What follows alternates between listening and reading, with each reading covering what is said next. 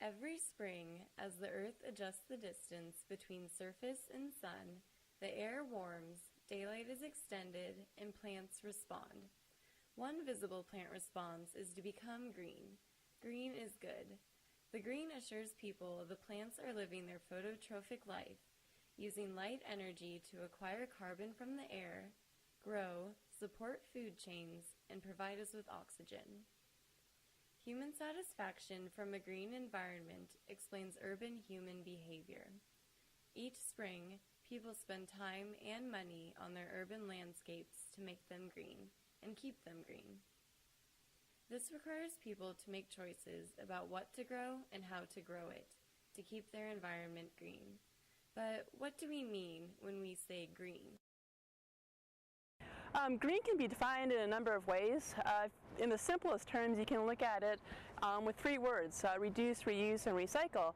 But if we're starting to look at landscapes, we tend to look at it in a different way. We use the terms landscape sustainability or maybe environmentally friendly. And when we look at it that way, green really means to protect the environment, to conserve and protect our natural resources. And here in Nebraska, we're really looking at protecting our soil and water resources. People often strive for a golf course quality lawn, but achieving this comes with consequences.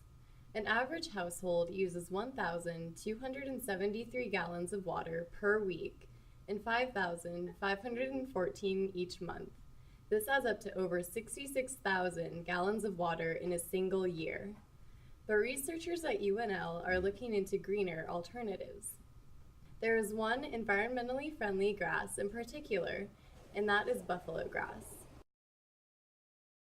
One of the best things buffalo grass has going for it is it's native to this part of the world.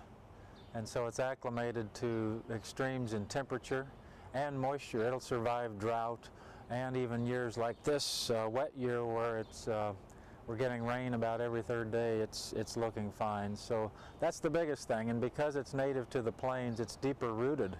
It can get water at a deeper level than the cool season grasses we normally use in the lawn.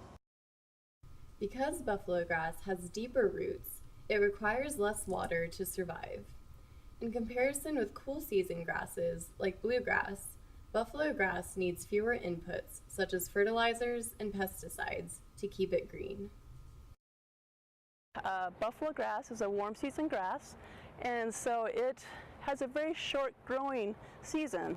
In Nebraska, it's usually from May through mid to the end of September. With a cool season grass such as tall fescue and Kentucky bluegrass, they tend to green up in April, and they go through maybe the first week in November, second week in November.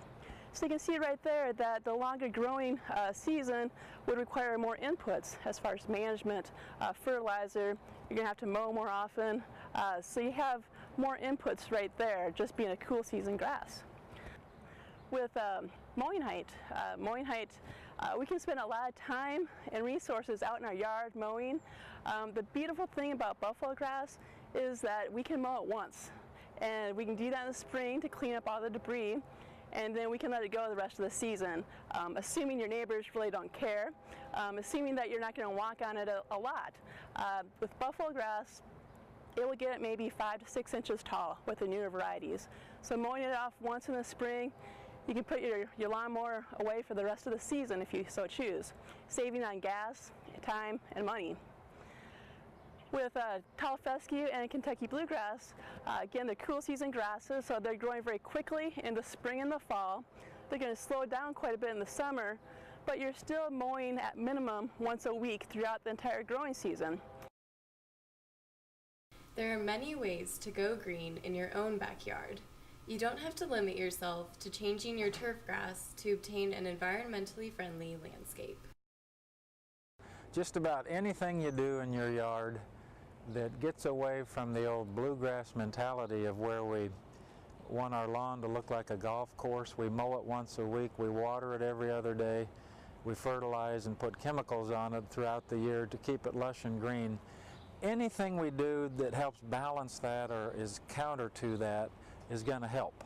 So plant trees, plant shrubs, plant flowers, plant buffalo grass, plant a garden. grow vegetables, and all of that combined really helps displace kind of those anything that really is an unsustainable effort in terms of creating that bluegrass lawn. Native plants, such as buffalo grass, have a huge potential to provide a green choice for people. Capitalizing on this potential requires careful research to understand the genetic environmental factors that influence the growth of buffalo grass. The Which Grass is Greener series of lessons will allow you to explore this discovery with the University of Nebraska Buffalo Grass team.